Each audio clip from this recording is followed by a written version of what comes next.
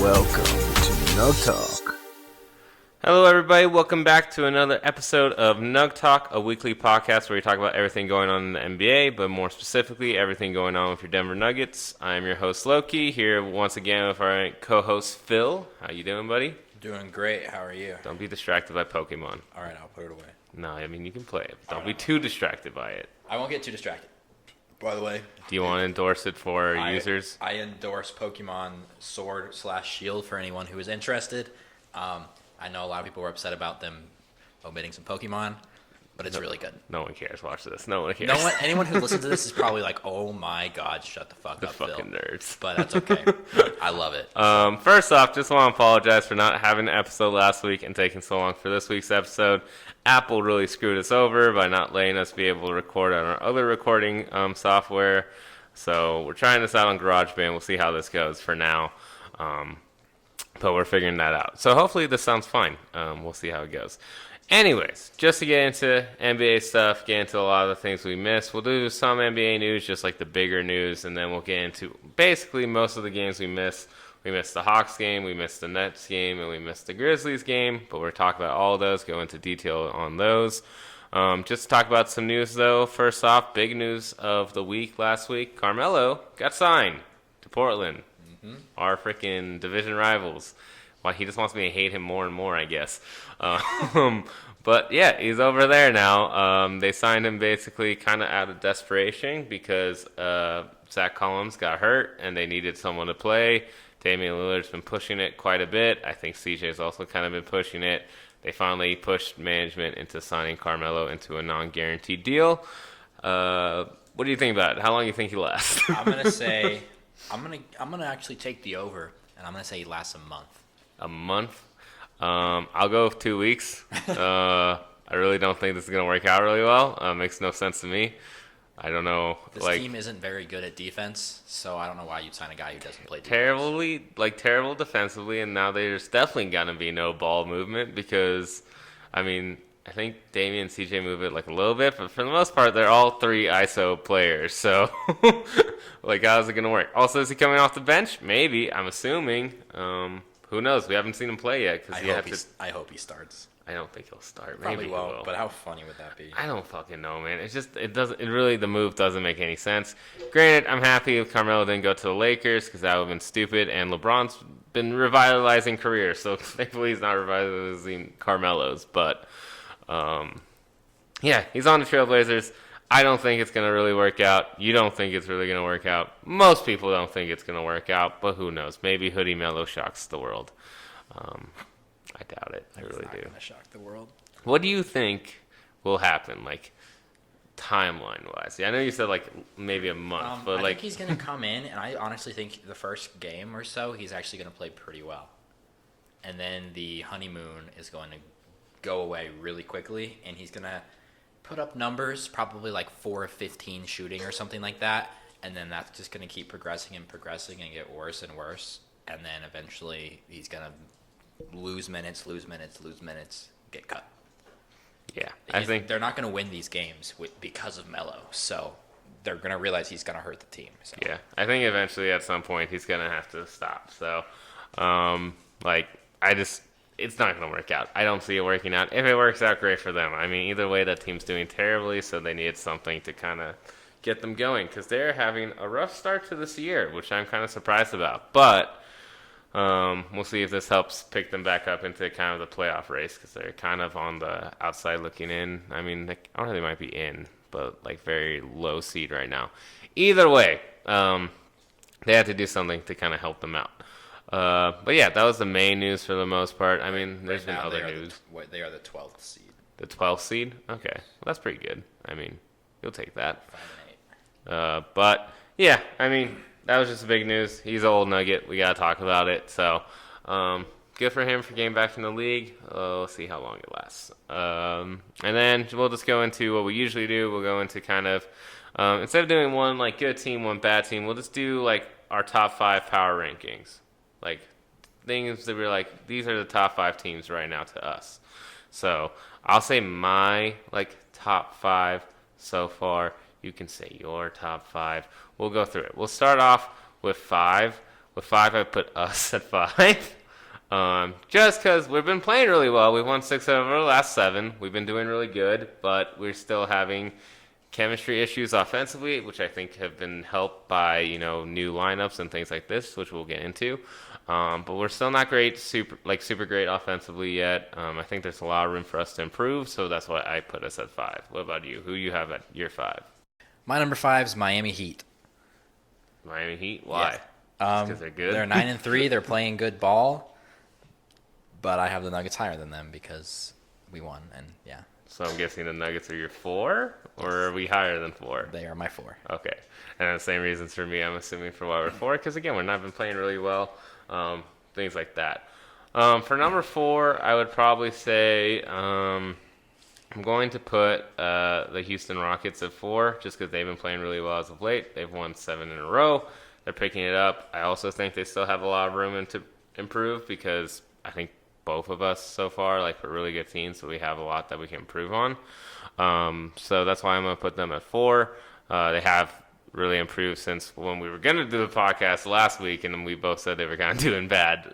Luckily, we didn't put that podcast out because it didn't work out. Yep. But they've been balling since then. So they won 7 in a row. James Harden is looking to kind of get his touch back. So they're figuring it out. So I have them at 4. Who do you got at 3?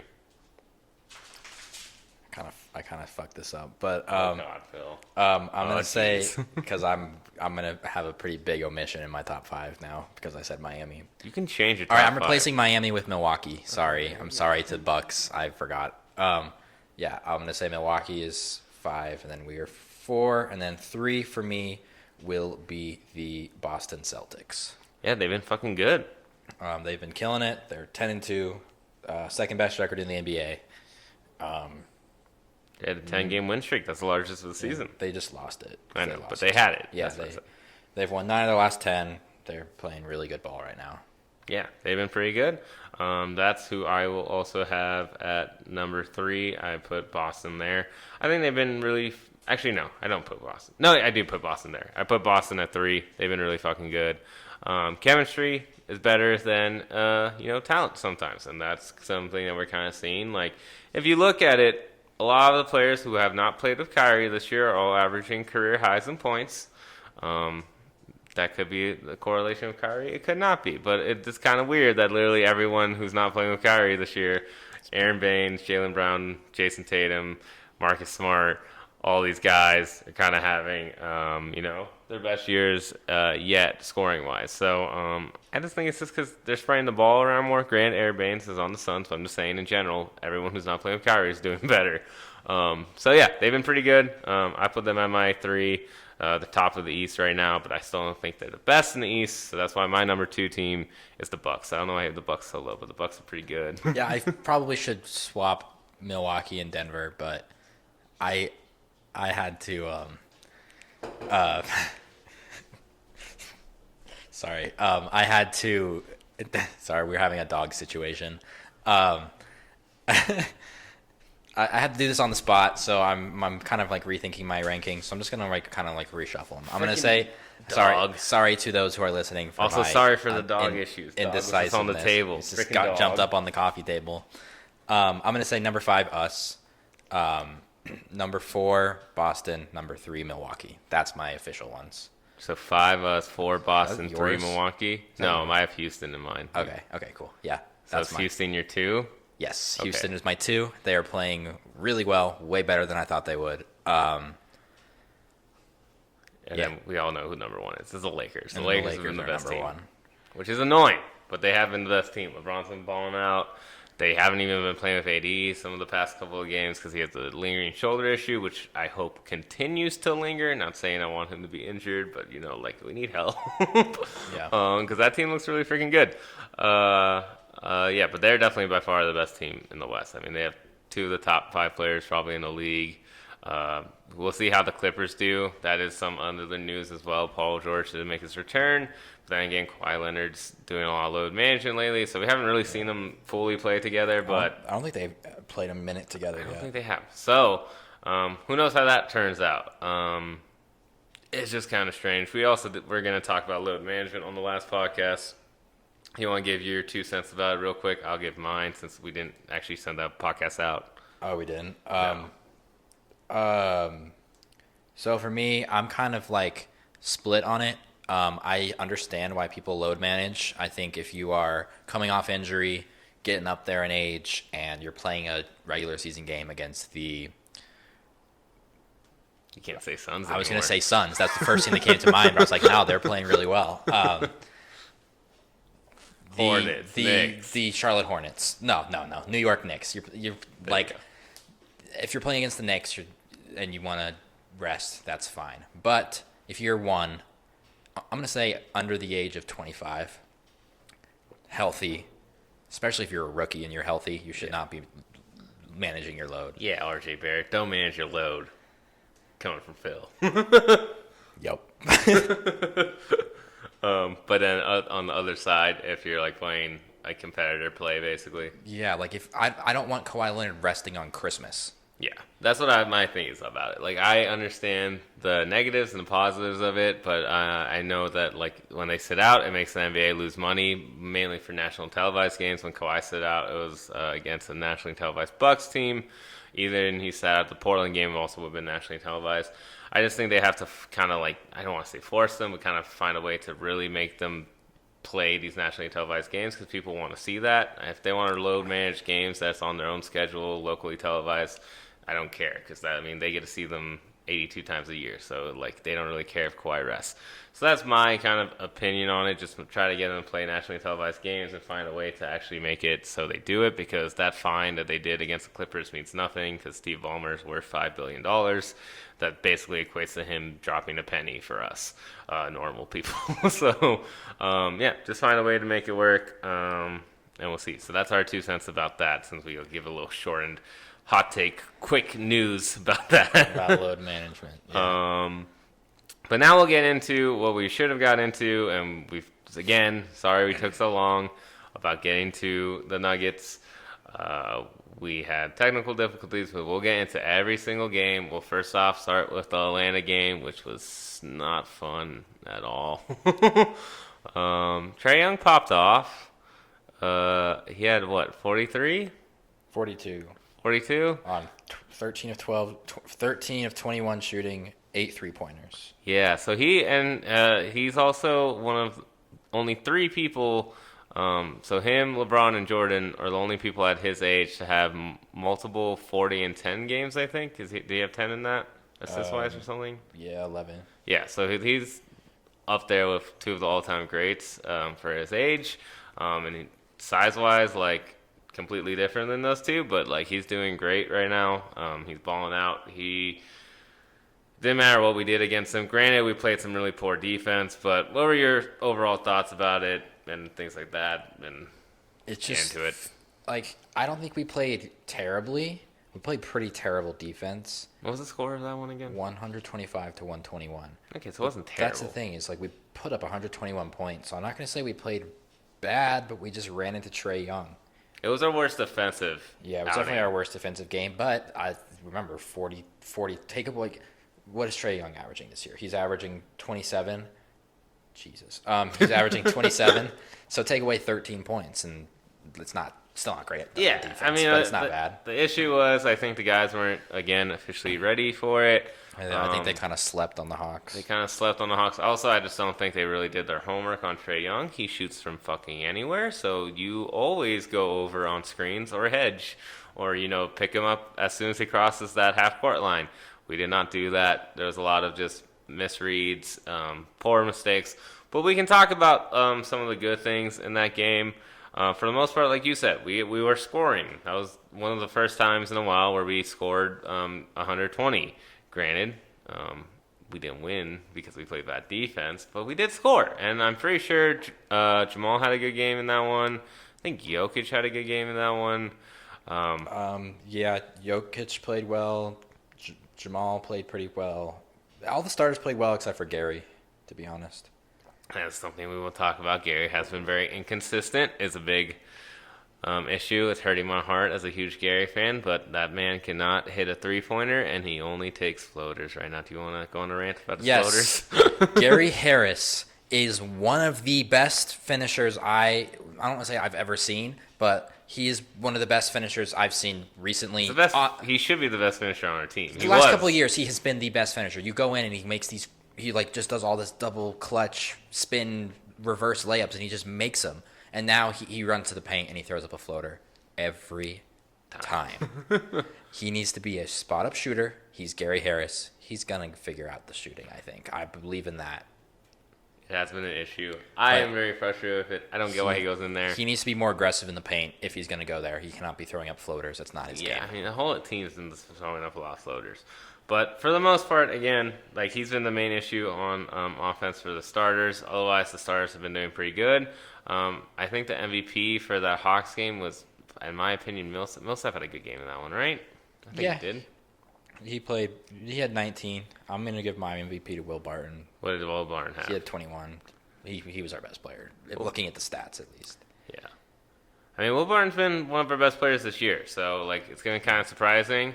I will take back everything I said about him. It looked like he just had to be healthy. Yeah, I'm going to take it back what I said. The MVP of this game was Trae Young. I know we're supposed to give Nuggets. We can't do that, Phil. I'm going to give it to Trae Young. I mean, yeah, it was Trae Young, obviously, but we can't do that, Philip, you idiot. You got to give it to a Nugget. Fine, it's Will Barton. Okay, fine. Give it to Will Barton. That's what we're going to do. Granted, again, we lost. It was bad. I really wish we didn't. But it wasn't that frustrating of a loss. It was just, again, bad defensive efforts. But again, Will played really well. He shot 50%, 21 points. Let me see. Millsap, 19, 2 of 3 from 3, which is, again, Millsap's our best three-pointer shooter this year, which is great, but also that should not be the case. But I'll take it for right now. I'm glad it's not like he's shooting really well from 3. I mean, really, everyone on the starting lineup played really well, unlike except for, like you said, Gary, who shot 2 of 10 from 3, which he's got to figure that out. Jeremy played pretty well, had 10 points. Monte had 14. Monte's been playing really well as of late. He's kind of figured it out. You know what I want to happen? What? I want offensively, I want Gary Harris and Jokic to flip their games. I want them to play the way the other person's playing. I want Jokic to go in the paint, throw up some floaters, and I want him to go in the post. But you get my point. Threes. I want Gary to shoot threes, and I want Jokic to stop fucking shooting threes. Yeah, because Jokic has been shooting terribly from 3. Like in that game, he was 1 for 8, which was god awful. Then again, our whole team hasn't been really shooting great, other than Paul and Will Barton. And kind of Jeremy as of late, and also one guy we will get into. Big plus this week. He's been killing it. You know who it is. But Porter didn't have that good of a game against the Hawks. Either way, bad game. We'll throw it in the bin. Don't have to worry about it. You just move on from it. You forget about it. And we kind of did. And then we went on to play the Nets. So on to the Nets. We ended up winning that game. First half, was kind of rough. You saw it more than I did. I think we were down a couple points going into the half. Ball movement was just kind of bad again, same type of things. What were your insights from the first half, basically? Just kind of what we've seen from the Nuggets recently. Just kind of lethargic, not a ton of energy, and yeah, that's basically all I really noticed. They were just kind of frustrating to watch in the first half. They got off to a really hot start in the first quarter, and then they got outscored by 7 in the first quarter. So yeah, well, that happens. But then we had our third quarter, which is usually our best quarter, and we've been really good in the third quarter. We won that 30-18, tied it back up going into the fourth, and then like we do, we won a game in the fourth quarter like we always do. But who was your MVP for this one? Sorry. The MVP for me was Jokic.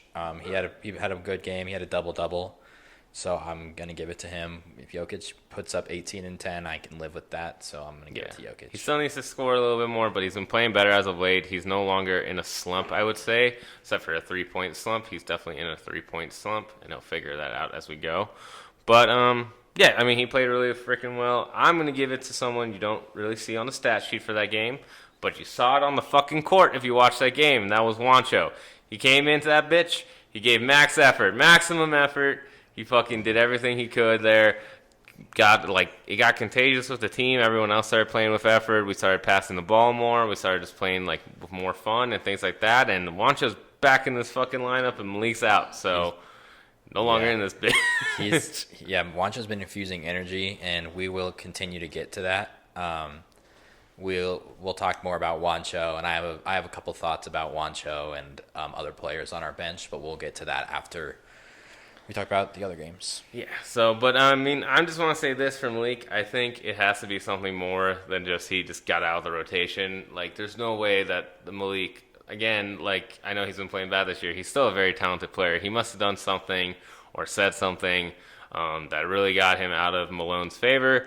Something's going on. It can't just be a sickness, and I put air quotes around that.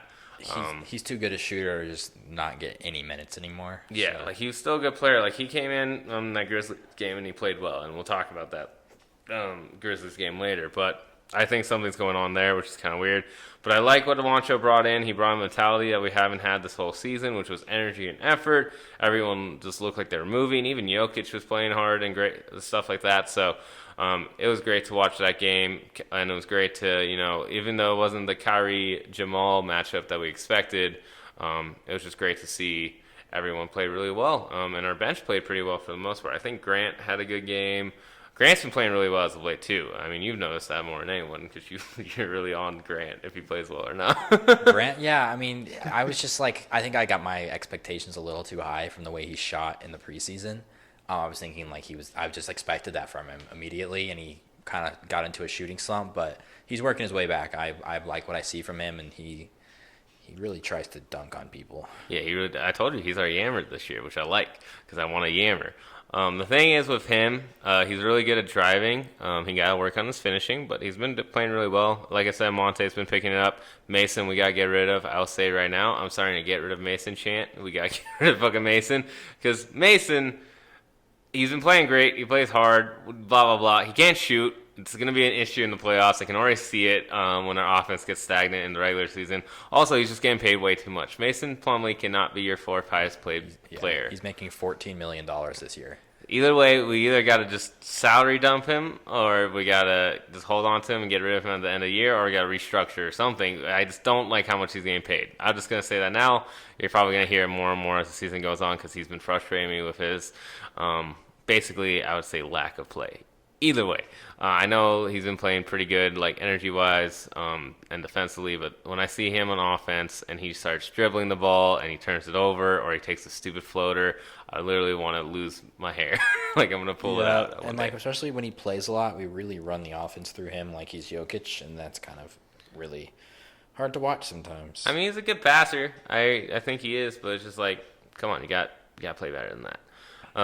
And then we'll get into the Grizzly game. This game, probably our best game of the year. I know it's against not such a good team, but we actually came out the way I expected us to. We had a rough first quarter, but then after that, we basically took off.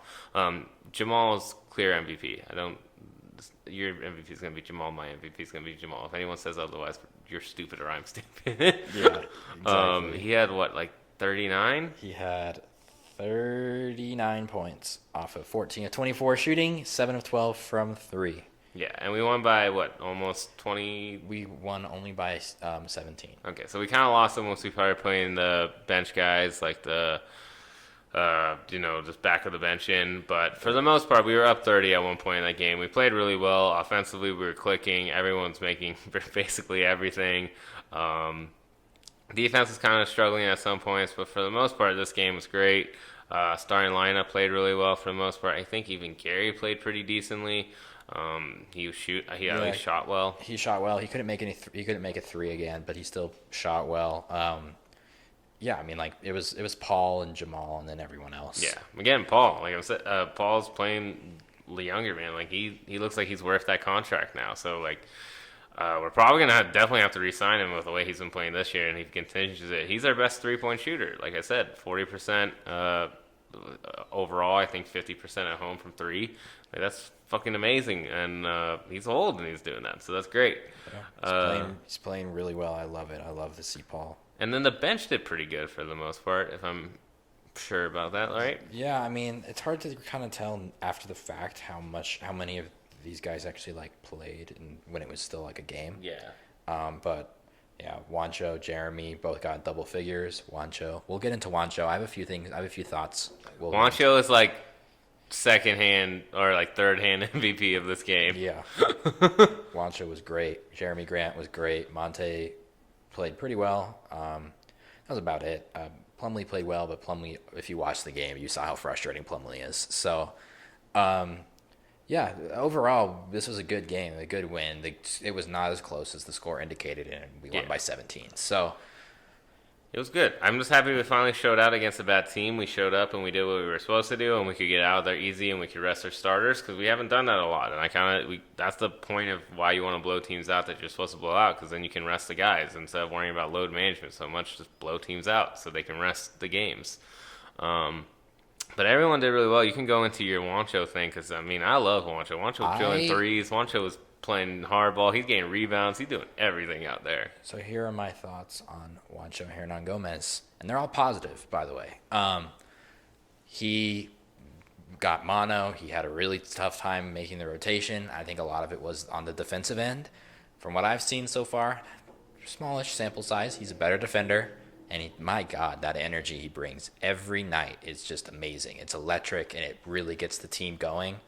And, like, yes, it's been a small sample size, but I'm just going to say it. He's been more impressive than Michael Porter Jr. has been this year. Yeah, I mean, he has. But Michael Porter Jr. has also been getting better each and every game, especially defensively. He didn't have a very good offensive game, but I think we're still working on trying to figure out how to integrate his role, him. His role Juancho's been on the team for years. Juancho knows what he does. He trains threes. Yeah. So I'm pretty happy with that. I keep hitting that thing. I'm frankly pretty relieved that Torrey Craig's out of the rotation. I'm sorry, but he's been pissing me off since game one. That's fine. I mean, he plays good defense. Malik's in a slump. Shots. He probably pissed off Malone. So let's go through our rotation, shall we? So we have our 5 starters. Yeah. So then Monte, Jeremy, Mason. Michael, and then Juancho.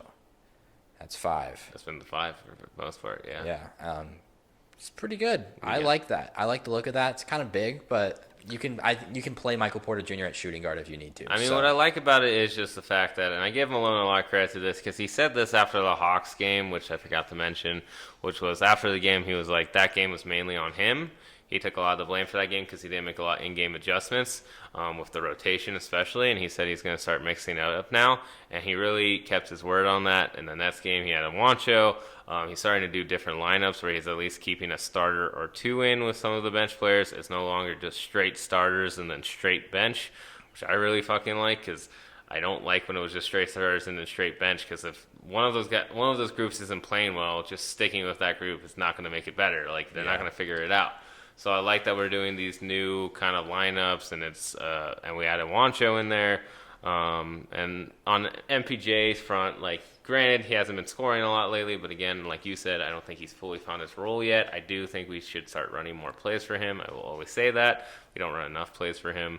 But defensively, he has gone better each and every game. Yeah, he's not getting blown by as much as he used to. He's doing well. He still looks lost at times, but he's active on the defensive end. I mean, I actually really like the sound of that rotation. It's a good rotation. Now, this is something, obviously, it won't happen. We're so far away from this, but if you just think about this for a second. Jamal, Gary, Michael Porter Jr., Paul Millsap, Jokic, and then Will Barton on the bench with that rotate. Like, I just think that this is assuming Michael Porter Jr. plays like you want, but Will Barton on that bench would make that bench unreal. Yeah, but at this point, there's no way that's happening until MPJ shows out, which hasn't happened. Exactly. And it probably won't happen until next year, which is fine. He's got to learn how to play in this league. He's got to get his legs fully back. I still don't think he fully has his legs back. He's just got to figure it all out. And at the time, Will Barton's probably playing like our best player so far this year. I mean, it's definitely a toss-up between him, Paul, and Jamal. You can take your pick between those 3 of who's been the best Nugget so far. But Will's been playing really good, so I think he's got that starting position locked up. I do think we have basically, once we get to our playoffs, a 9-man rotation locked up. Like, obviously, our 5 starters. Then you got Jeremy, Monte, Plumlee, and then it's either going to be Porter or Juancho. So we'll see which one of those gets it. It could also be Malik if he gets back in favor and figures it out and things like that. But For right now, Juancho would be in that 9-man lineup, which is great because you only go 9 deep in the playoffs. Everyone has to remember that. Bench is meant for the regular season, not for the postseason. Yeah. Which is why we might also want to think about making a trade this year, actually. I would like to make a trade involving Plumlee if we could, but we'll see. Especially, and this is what I was going to add to it. So Juancho and Malik are both up for an extension. There's no way we can extend both of them. This year is basically which one are we going to extend? Are we going to extend Malik? Or are we going to extend Juancho? We just don't have enough money to do both. Even if Paul comes off the books and stuff like this, and Millsap, and Plumlee comes off the books, doesn't make sense to sign both of them. We would have to sign one of them.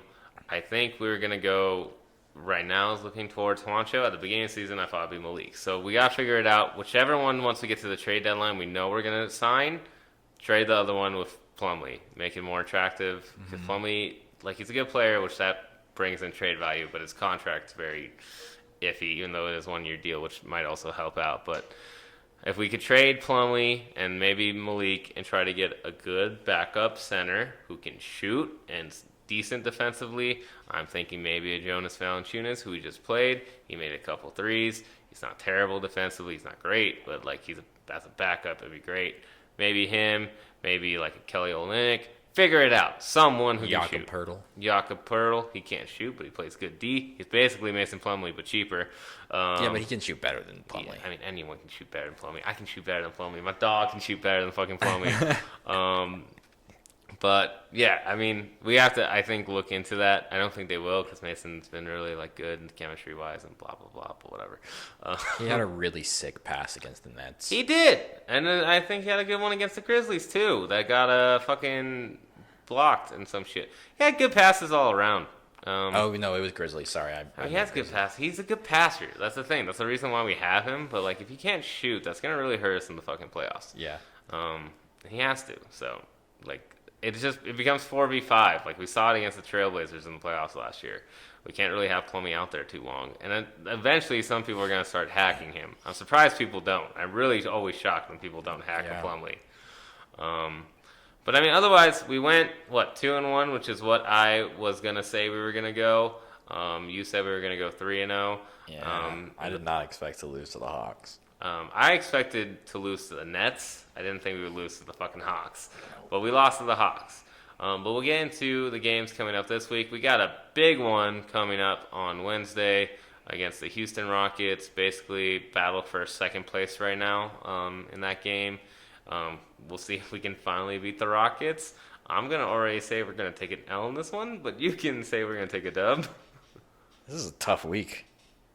Who do we play this week? So overall? We play on Wednesday. We play the Rockets. On Friday we play the Celtics, and then on Sunday we play the Suns. Okay, so we'll do the podcast probably on Sunday and try to get out on then, so we can get all three of those games. I'll say 2-1. We'll get into it, but I think we just lose to the Rockets. I'm gonna say 2-1, but I honestly don't know who we're gonna beat. I think we're definitely losing to the Rockets. We haven't beat the Rockets. I think we probably are gonna lose to the Rockets. Last time we beat the Rockets is when they didn't have Capella. Granted, he's hurt kind of this year, and he might not be playing even. I don't even know. I know he has a nagging injury right now. He's playing right now. But yeah, it's literally three guys who usually fuck us up now on a team. You got Russell Westbrook, Harden, and Capella. I just see a lot of Capella lobs in my future on Wednesday.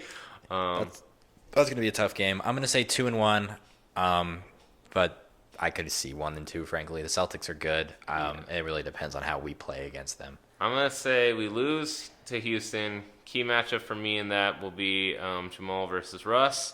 I think if Jamal outplays Russ, we have a chance. What's your key matchup for that one? And are we going to lose or win that one? Gary Harris versus James Harden. I think James Harden is one of the guys that Gary Harris always struggles to guard, but Gary Harris is playing the best defense of his career this year. So we'll see. Something's got to give. So we'll see what happens. And then you think we're going to lose or win? Final commitment. Lose. All right. We're both going to say we're going to lose to the Rockets. That's a tough game. We're not playing our best basketball. We never beat the Rockets. It's a bad matchup. As a Nuggets fans, we have to accept it until it's not reality anymore. And then we play the Celtics. My key matchup for that one probably be... I don't know. That's just really this like team overall. I'm gonna say it's gonna be between the coaches. Yeah. I'm gonna say it's between Mike Malone and Brad Stevens. Who makes the best adjustments? Because pretty much for the most team, we kind of play very similarly, like very team ball focused, very defensive focused. So I'm just gonna go with the coaches. It's whoever makes the best adjustments. So That's fair. I'm gonna say.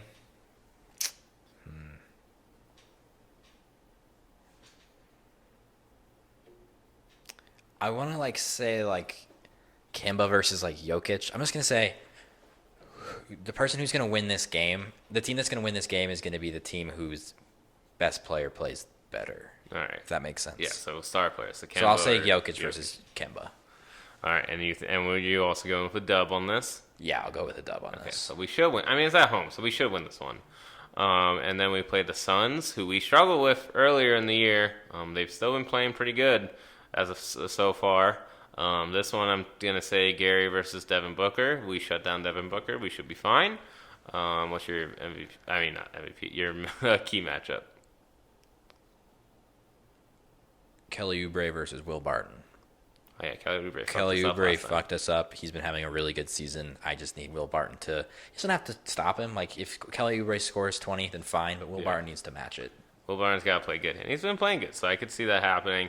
This game is going to be closer than I think people expect, especially Everyone's because still it's on the kinda road. and people are still sleeping on the Suns. Yeah. And the Suns want to win. They feel like they probably should have won against us. They probably want to kick our ass after how that last game went. So I'm going to say we win probably a really close one in that one. It's going to be really frustrating for the most part, probably very defensively focused, but who knows? Maybe we blow them out. But yeah, I'll say we go 2-1. Yeah, 2-1. Should be good for the most part.